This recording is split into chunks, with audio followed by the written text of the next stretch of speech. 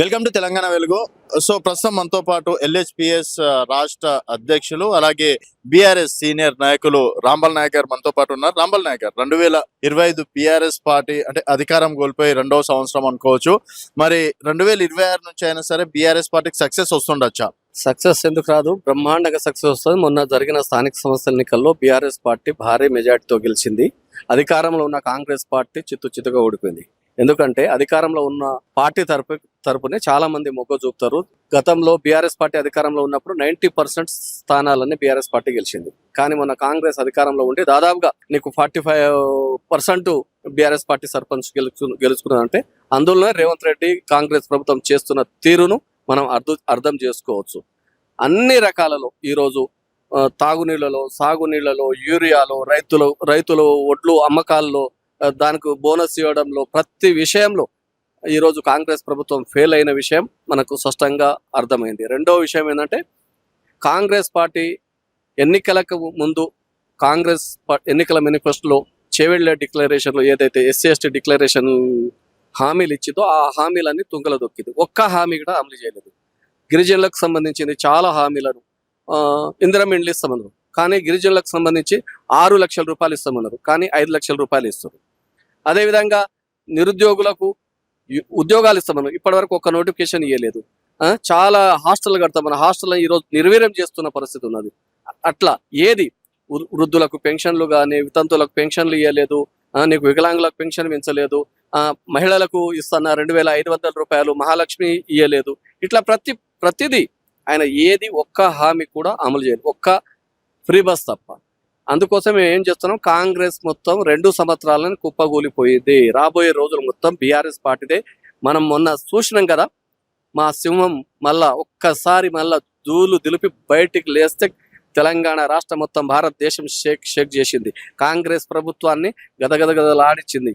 కాబట్టి చూస్తూ భవిష్యత్తులో పాలమూరు రంగారెడ్డి ఎత్తిపోతల పైన, కృష్ణా నదిలో, గోదావరి నదిలో ఈ తెలంగాణ రాష్ట్రానికి జరుగుతున్న నీళ్ల అన్యాయం పైన ఏదైతే గురువుకు దక్షిణంగా మనకు రావాల్సిన నీళ్లను చంద్రబాబు నాయుడుకు దారదత్తం చేస్తున్న విధానాన్ని చూసి ఈరోజు ప్రజలు చాలా అని నేనుగా మహబూబ్ నగర్ జిల్లా వాసిగా మా జిల్లాకు చెడు రావాల్సిన నీళ్లను ఆంధ్రాకు ఇస్తుండు కాబట్టి మేముగా సిగ్గుపడుతున్నాం. అక్కడ ప్రజలు మా జిల్లా వాసి ముఖ్యమంత్రి అయినందుకు సిగ్గుపడుతున్నారు. కాబట్టి కంపల్సరిగా బీఆర్ఎస్ పార్టీ సక్సెస్ అయింది, ఉద్యమంలో సక్సెస్ అయింది. లగాచెర్లలో రైతులు, లంబాడి మహిళలు ఏ విధంగా రేవంత్ రెడ్డిని ఊడదీసి తరిమి కొట్టిరో మీరు చూస్తూనే ఉన్నాం.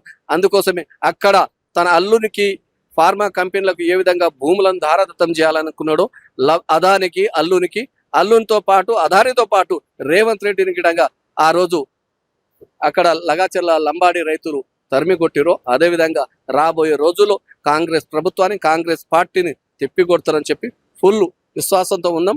మొన్న కేసీఆర్ రాకతో మరోసారి బీఆర్ఎస్ పార్టీ కార్యకర్తలకు ఫుల్ భరోసా వచ్చింది. ప్రతి ఒక్కరికి ఎక్కడనో చాలా పొరపాటు జరిగింది, ఎక్కడనో చిన్న తప్పు జరిగింది, ఆ తప్పులను సరిదిద్దుకొని పార్టీ ఆది నాయకత్వం ఇంకటంగా పార్టీ పైన, పార్టీ కార్యకర్తల పైన దృష్టి పెడుతుంది. 2026 పార్టీ కార్యకర్తలకు ఫుల్ ఊపును, జోసును ఇస్తుందని చెప్పి మేము ఇంకా ఎన్ని ఉద్యమాలు 14 సంవత్సరాలు తెలంగాణ రాష్ట్రం కోసం తెలంగాణ ఉద్యమాన్ని ఏ విధంగా అయితే నిర్మించినామో, కేసులకు భయపడకుండా, లాఠీ దెబ్బలకు భయపడకుండా ఏ విధంగా అయితే ముందున్నామో రాబోయే రోజుల్లో ఈ రాష్ట్ర ప్రజలకు అన్యాయం జరిగితే, నీళ్లు దోపిడీ జరిగిన, నిధులు దోపిడీ జరిగిన, ఉద్యోగాలు నోటిఫికేషన్ వేయకపోయినా ప్రతి ఒక్కటి ఈ రైతుల పక్షాన, గిరిజనుల పక్షాన, దళితుల పక్షాన, ప్రజల పక్షాన నిలబడి కలవడడానికి బీఆర్ఎస్ పార్టీ సిద్ధంగా ఉంది. మా ఆది నాయకత్వం కేసీఆర్తో పాటు కేటీఆర్ గారు, హరీష్ రావు గారు డైనమిక్ లీడర్లు ఉన్నారు. కాబట్టి వారి నాయకత్వంలో బ్రహ్మాండంగా ఈ తెలంగాణ పార్టీని రాబోయే 3 సంవత్సరాల్లో మళ్ళా బీఆర్ఎస్ పార్టీ అధికారంలో కేసీఆర్ గారి ముఖ్యమంత్రిని చూడాలి. తెలంగాణ రాష్ట్రాన్ని బంగారు తెలంగాణగా పునర్నిర్మాణం చేసుకోవాలి. కాబట్టి కంపల్సరిగా బీఆర్ఎస్ పార్టీని మరోసారి అధికారం తీసుకురావడానికి 2026 నాకు మంచిగా కలిసి వస్తుందని చెప్పి నేను ఆశిస్తున్నాను. ఎందుకంటే కేసీఆర్ గారికి 6 అనే నెంబర్ సెంటిమెంట్ కాబట్టి 26వ తారీఖు అంటే 26వ సంవత్సరంలో కూడా దాదాపుగా 3 సభలు కూడా పెడుతున్నటువంటి పరిస్థితి. అండ్ 25లో చూసుకున్నట్టయితే ఇటు జూబ్లీలు ఓడిపోవడం కావచ్చు, కొంతవరకు నిరాశకు గురి చేసిన 26 నుంచి అయితే ఇంకా బీఆర్ఎస్ కి తిరుగులేదు అనుకోవచ్చు. కంపల్సరీ బీఆర్ఎస్ పార్టీకి అసలే తిరుగులేదు.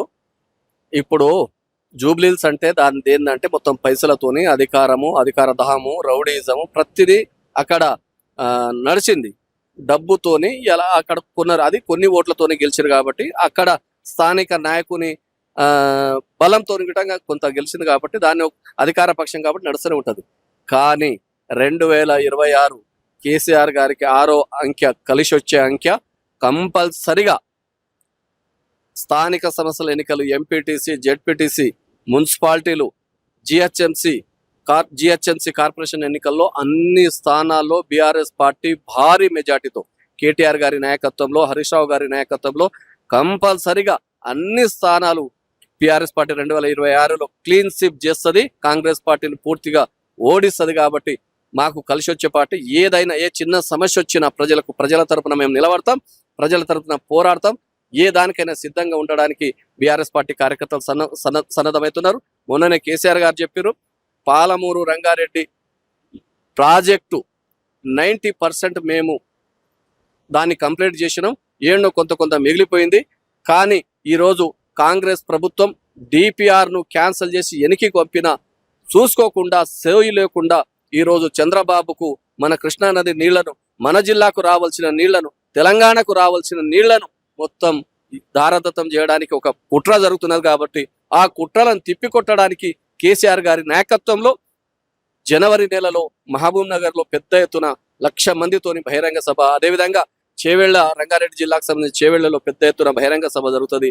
అదేవిధంగా 3వ బహిరంగ సభ నల్గొండ జిల్లాలో జరుగుతుంది. కాబట్టి బహిరంగ సభతో పాటు అన్ని గ్రామాలలో పెద్ద ఎత్తున కార్యకర్తలను సిద్ధం చేస్తున్నారు. ఎక్కడిదక్కడ కార్యకర్తలు కేసీఆర్ రావడం కోసం ఎదురు చూస్తున్నారు. కాబట్టి లక్షలాది వేలాది మందిగా తరలి వచ్చి ఆ బహిరంగ సభను విజయవంతం చేస్తారు. మరొకసారి కేసీఆర్ గారి విశ్వరూపం ఒకసారి ఆ బహిరంగ సభలో కనబడుతుంది. కాబట్టి కంపల్సరిగా బీఆర్ఎస్ పార్టీ మరోసారి 2026లో మా సత్తా ఏందో, బీఆర్ఎస్ పార్టీ సత్తా ఏందో చూపిస్తామని చెప్పి మీ వెలుగు టీవీ ద్వారా తెలియజేస్తున్నాం. సో 2026 నుంచి కేసీఆర్ ప్రతాపం కావచ్చు, బీఆర్ఎస్ అసలు సిసైన రాజకీయాలు చూడొచ్చని మాజీ ఎస్టీ కమిషన్ మెంబర్ రాంబల్ నాయక్ గారు చెప్తున్నారు. ఇది రాంబల్ నాయక్ గారితో స్పెషల్ చర్చ.